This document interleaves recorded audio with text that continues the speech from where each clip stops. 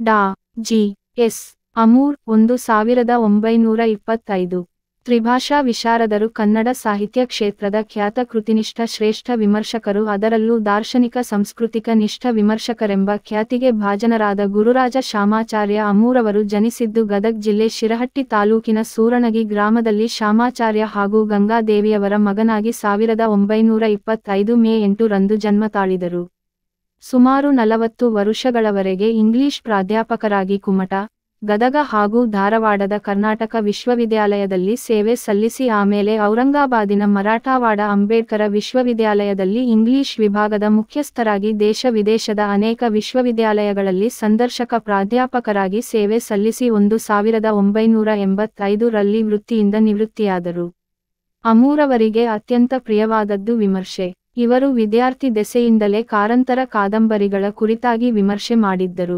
ಇದಕ್ಕಾಗಿ 1943 ರಲ್ಲಿ ಬಹುಮಾನವನ್ನು ಪಡೆದಿದ್ದರು. ಅಂದಿನಿಂದ ಇದನ್ನೇ ಮೂಲ ಮಾಧ್ಯಮವನ್ನಾಗಿ ಮಾಡಿಕೊಂಡು ಹೊಸಗನ್ನಡ ಸಾಹಿತ್ಯದ ಪ್ರತಿಯೊಬ್ಬ ಪ್ರತಿಭಾನ್ವಿತ ಲೇಖಕರನ್ನು ಕುರಿತು ಅವರ ಕೃತಿಗಳನ್ನು ಅವಲೋಕಿಸಿ ವಿಶ್ಲೇಷಿಸಿದ್ದಾರೆ. ಇಂಗ್ಲಿಷ ಹಾಗೂ ಕನ್ನಡ ಭಾಷೆಗಳಲ್ಲಿ ಸುಮಾರು 40 ವಿಮರ್ಶಾ ಗ್ರಂಥಗಳನ್ನು ಹಾಗೆ 500ಕ್ಕೂ ಮೇಲ್ಪಟ್ಟು ಲೇಖನಗಳನ್ನು ಸಾರಸ್ವತ ಲೋಕಕ್ಕೆ ಅರ್ಪಿಸಿದ್ದಾರೆ. ಸತತವಾಗಿ ಅಧ್ಯಯನಾಸಕ್ತರಾಗಿ, ಆಳವಾದ ಅಧ್ಯಯನದಿಂದ ಪ್ರತಿಭೆ, ಪಾಂಡಿತ್ಯ ಮೆರೆದು ಅನೇಕ ವಿದ್ವನ್ಮಣಿಗಳ ಪ್ರಶಂಸೆಗೆ ಕಾರಣರಾಗಿದ್ದಾರೆ. ಡಾ. ಜಿ. ಎಸ್. ಅಮೂರ ಅವರ ವಿಮರ್ಶೆಯನ್ನು 4 ಭಾಗವಾಗಿ ಹೇಳಬಹುದಾಗಿದೆ. ಕನ್ನಡ ಸಾಹಿತ್ಯ ವಿಮರ್ಶೆ, ಇಂಗ್ಲಿಶಿನಲ್ಲಿ ಬಂದ ಭಾರತೀಯ ಸಾಹಿತ್ಯ, ಅಮೆರಿಕನ್ ಸಾಹಿತ್ಯ, ಕನ್ನಡ ಸಾಹಿತ್ಯದ ಇಂಗ್ಲಿಶ ವಿಮರ್ಶೆ.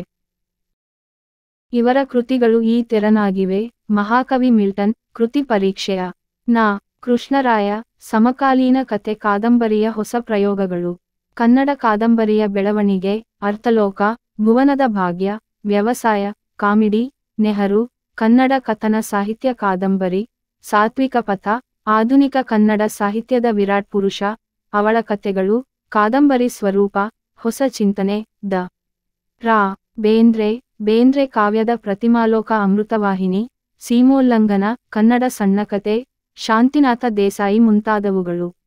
ಮೂಲತಃ ಆಂಗ್ಲ ಪ್ರಾಧ್ಯಾಪಕರಾದ ಅಮೂರವರು ಪಾಶ್ಚಾತ್ಯ ವಿಮರ್ಶಾ ಸಿದ್ಧಾಂತಗಳಿಂದ ಪ್ರಭಾವಗೊಂಡವರು. ನವ್ಯ ವಿಮರ್ಶೆಯ ಪ್ರವಾಹ ಭರದಿಂದ ಸಾಗಿರುವಂತಹ ಸಂದರ್ಭದಲ್ಲಿಯೇ ಕನ್ನಡ ವಿಮರ್ಶೆಯಲ್ಲಿ ಕೇಳಿ ಬಂದ ಸಮನ್ವಯ ಧ್ವನಿಯನ್ನು ಗುರುತಿಸಿ ಆ ನಿಟ್ಟಿನಲ್ಲಿ ಕನ್ನಡ ವಿಮರ್ಶೆ ಸಾಗುವುದರ ಮಹತ್ವವನ್ನು ಸ್ಪಷ್ಟಪಡಿಸಿದ್ದಾರೆ. ತಮ್ಮ ಸುದೀರ್ಘ ಕಾಲದ ಸಾಹಿತ್ಯ ಕೃಷಿಯನ್ನು ತಪಸ್ಸೆಂದು ತಿಳಿದು ಆ ನಿಟ್ಟಿನಲ್ಲಿ ಕ್ರಮಿಸಿದ್ದಾರೆ. ಕನ್ನಡದ ಸರ್ವಶ್ರೇಷ್ಠ ಚಿಂತಕರು, ವಿಮರ್ಶಕರು ಹಾಗೆ ಕನ್ನಡ ಇಂಗ್ಲಿಶ ಭಾಷೆಯಲ್ಲಿ ಉತ್ತುಂಗ ವಿಸ್ತಾರಕ್ಕೇರಿಸಿ ಕೀರ್ತಿಗೆ ಭಾಜನರಾಗಿದ್ದಾರೆ.